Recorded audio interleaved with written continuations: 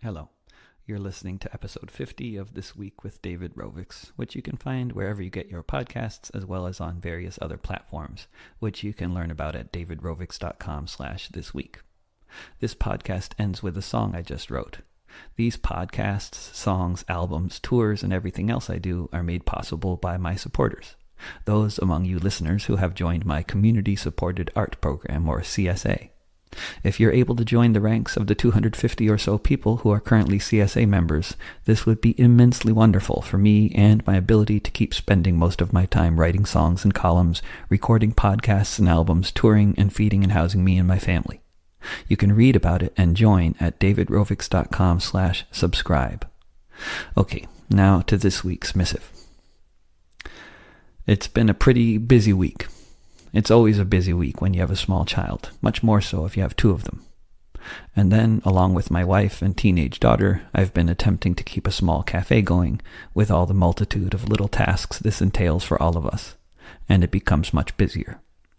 So this 4-day visit to Sweden on my own that I'm currently in the midst of, although it involves 2 5-hour drives and 2 concerts, actually feels like a vacation.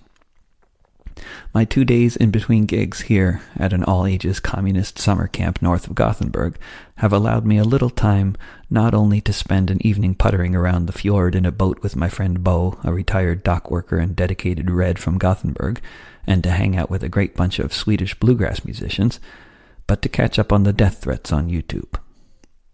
Nobody here talks about it, at least no one has brought it up with me, but the massacre in Norway occurred at a left-wing summer camp very much like this one, only a few hundred kilometers away, only 8 years ago. I was in Oslo only a couple weeks after that, and I wrote a song about it. Probably because I named the song after the killer, the video got seen by a lot of the killer's fans, who had been searching online for other like-minded people, and they were horrified by the content of the song once they discovered it was not in support of mass murder. And there were many comments from people who made it clear that they thought I and all others like me should meet the same fate as those people on the island of Utoya. So something about being at another left-wing summer camp in Scandinavia and receiving multiple death threats on YouTube is unnerving. But of course, they're not really death threats. Or are they? That I deserve a bullet in my head is the popular refrain among a certain crowd. This is the preferred imagery of the week, as opposed to a gas chamber or a firing squad, because of what happened last weekend and the song I wrote about it. In the scheme of things, the song is pretty irrelevant to the overall debate, having been heard by not more than a few thousand people. But it's enough of a sample to glean a few things from anyway. It began when I saw an Associated Press report about a man being killed outside of an ICE detention center in Tacoma, Washington.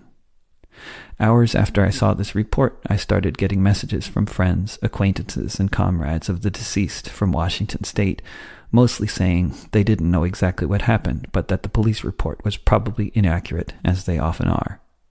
Several people wrote to tell me I needed to write a song about what happened, and others just tagged me on Twitter, saying they expected I'd be writing one soon. I had already been working on the song after reading the AP report, or at least working on the initial stages in the process, which in this case is the same basic process as for journalists, gathering more information. I found and read Will Van Spronsen's moving statement that he sent to friends before he did what he did, and I listened to much of his music as he was, I learned, a songwriter. His last album was recorded at the studio of a mutual friend in Olympia. I'm sure I was in the same place at the same time as Will on multiple occasions over the course of decades, but I don't recall whether we ever had a conversation. We had many of the same friends, acquaintances, and colleagues.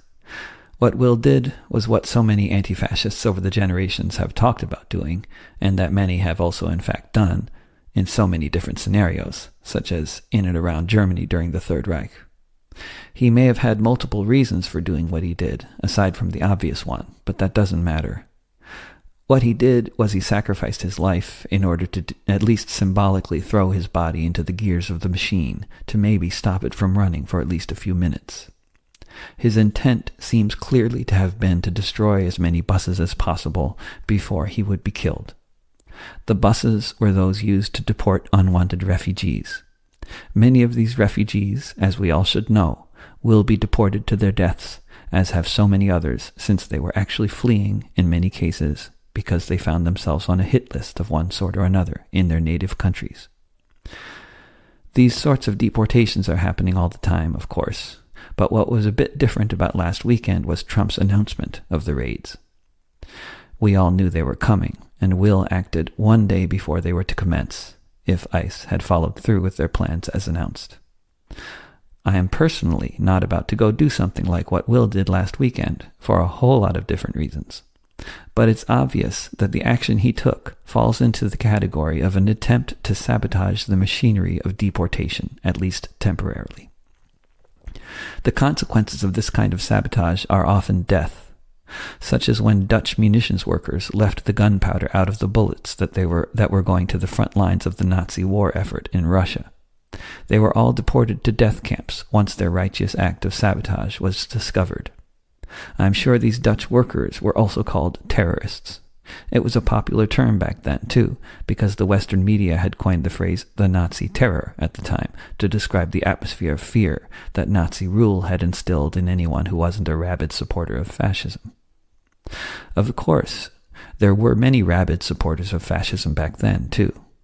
Many people who thought those munitions workers were, in fact, terrorists who should be sent to death camps for their crimes.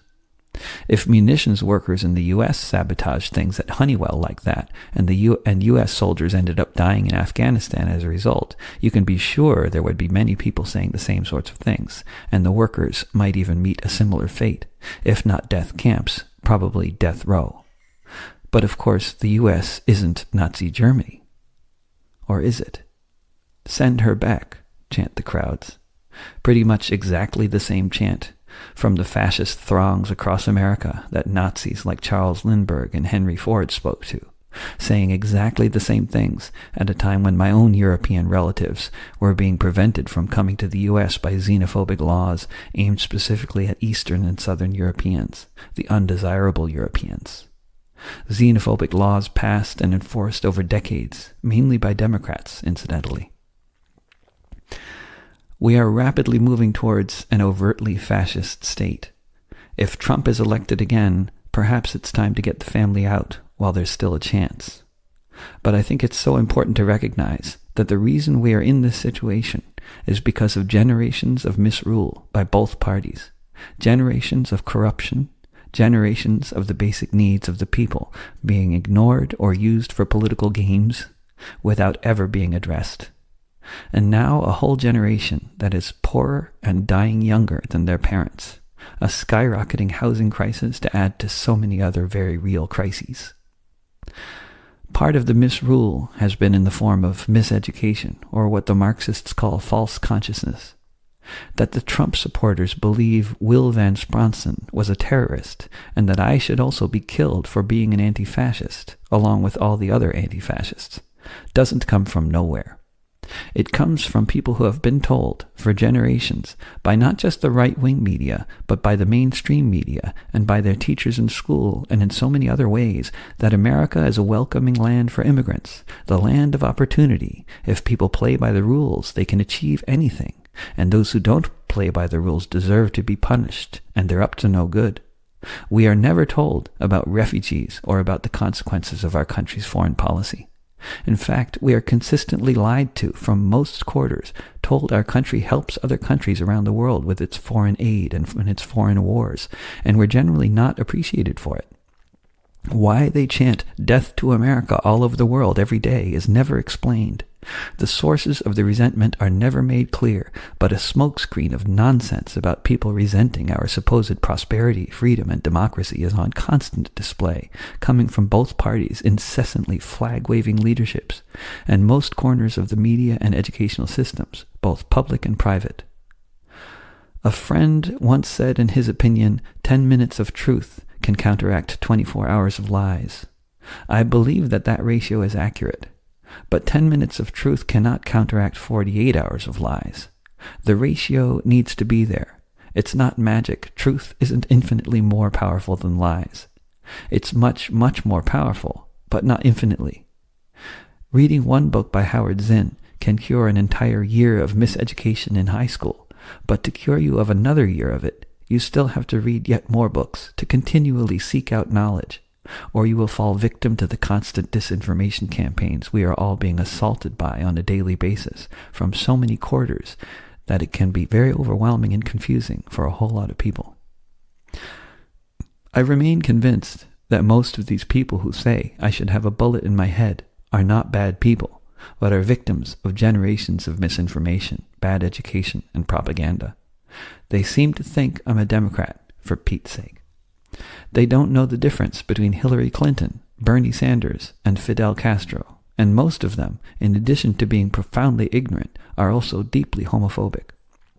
I believe if these people listened to my podcast every week, I could change most of them. But they're not going to be doing that. It doesn't work that way. Many of the minority of viewers who posted these sorts of comments had handles that made their adherence to Adolf Hitler clear to anyone who knows what kinds of names fascists like to use online.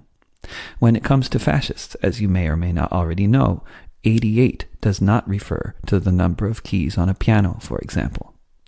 Of course, I don't know which of them are real people, the same people, intelligence operatives for one country or another, or most likely all of the above. However, for those of you YouTube commenters of any political persuasion who are real people and want to have an actual conversation about politics, history, or Will Van Spronsen's motivations, where we listen to each other and refrain from using adjectives or making references to each other's imminent and violent demise, my phone number is in the book. And I won't call you a Nazi if you don't call me a liberal. My fellow Americans, and all you other people too, this is David Rovix signing out for this week. In the podcast version of this missive, the song I wrote about Will, The Time to Act, should start playing momentarily.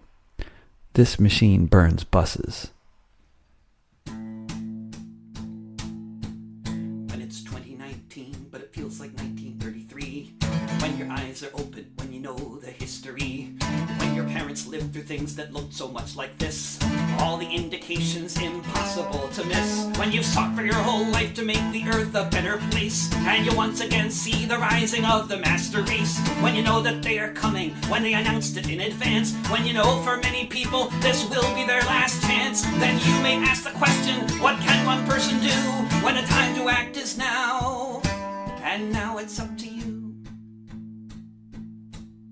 It's 2019, but it feels like 1933, when indefinite detention is the new reality for so many children to whom you did not give birth. When you see they're just as precious as every other child on earth. When they're opening the camps, not used since the war, where families were imprisoned decades before. When Kristallnacht is coming, they announced it on the news. When the writing's on the wall, when you can see the fuse, then you may ask the question, what can one person do when the time to act is now? And now it's up to you. When it's 2019, but it feels like 1933. When you know rallies aren't helping and silence is complicity. When you know where the kids are kept, locked inside their cells. When you see approaching the future this foretells. When they're coming for your neighbors. When they even said what day they plan to put them all in buses and take them away. When you know where they keep the buses. You've been to the parking lot. Perhaps a whole lot of petrol bombs is the best move that you've got. Then you may ask the question, what can one person do when the time to act is now? And now it's up to you. When it's 2019, but it feels like 1933. This has been episode 50 of This Week with David Rovix. The Time to Act song for Will Van Spronsen can be found on its own in the Broadsides playlists on my YouTube channel as well as on SoundCloud and my Facebook page. Please take a moment to share this podcast with folks if you like it, and once again, if you're able to do so, please consider becoming a member of my CSA at davidrovix.com/subscribe.